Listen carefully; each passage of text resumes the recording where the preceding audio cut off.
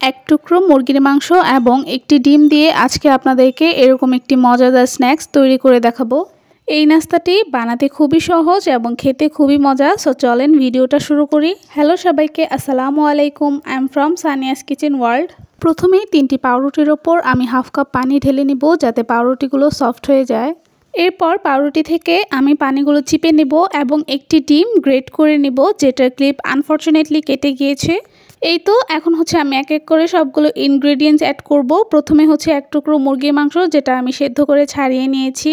ছাড়িয়ে নেওয়া মুরগির মাংস দেওয়ার পর এখানে আমি হাফ টেবিল স্পুন জিরার গুঁড়া, সামান্য পরিমাণে গরম মশলা এবং হাফ টেবিল স্পুন মাংসের মশলা দিয়ে এরপর হাফ টেবিল স্পুন লাল মরিচের গুঁড়া, পরিমাণ মতো লবণ এবং সামান্য পরিমাণে টেস্টিং সল্ট দিয়ে কেটে রাখা রসুন এবং পেঁয়াজ কুচি দিয়ে দিব।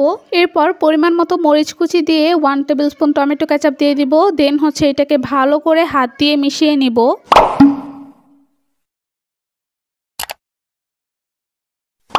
ভালো করে মিক্স করার পর এখানে আমি 2 চা চামচ কর্নফ্লাওয়ার দিয়ে আবারও একটু মিক্স করে নিব। দেন এরকম একটি ডোয়ের মতো হয়ে গেলে বুঝতে পারবেন আপনার মিশ্রণটা একদমই রেডি। দেন আমি হাতের মধ্যে তেল ব্রাশ করে নিব এবং অল্প অল্প করে মিশ্রণটি নিয়ে একটি গোল আকৃতির শেপ দিয়ে দিব। একইভাবে আমি সকলগুলো মিশ্রণ দিয়ে এরকম গোল আকৃতির শেপ দিয়ে দিব।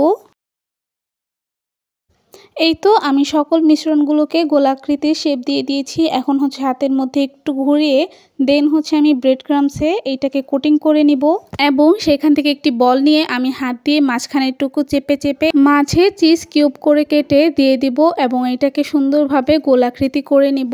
আমি মাত্র 2টো বলের মধ্যে এরকম চিজ ভরে নিয়েছি। আপনারা চাইলে উইদাউট চিজ এই বলটা তৈরি করতে পারেন।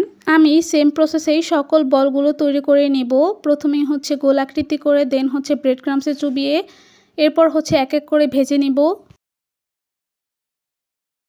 আপনারা চাইলে আমাকে বিভিন্ন ধরনের রেসিপি সাজেস্ট করতে পারেন। আমি ইনশাআল্লাহ আপনাদের সকলের রেসিপি ট্রাই করব। আর হ্যাঁ, যারা আমার এই চ্যানেলে নতুন তারা আমার চ্যানেলটিকে সাবস্ক্রাইব করে বেল আইকনটিতে ক্লিক করে নেবেন, যাতে আমি রেসিপি দেওয়ার সাথে সাথে আপনাদের কাছে নোটিফিকেশন চলে যায়। দেখতেই পেলেন আমি হালকা আঁচে এই বলগুলোকে ভেজে নিয়েছি এবং অবশ্যই ডুবো তেলেই ভাজতে হবে। এই তো এখন আমি আপনাদেরকে একটা করে ভেঙে দেখাবো যে ভেতরটা কত সুন্দর হয়েছে এবং একটি চিজ বলও আপনাদেরকে ভেঙে দেখাবো। দেখতে পারছেন কতটা সুন্দর এবং চিজি হয়েছে দেখতে এবং খেতে মাশাআল্লাহ খুবই মজা হয়েছে।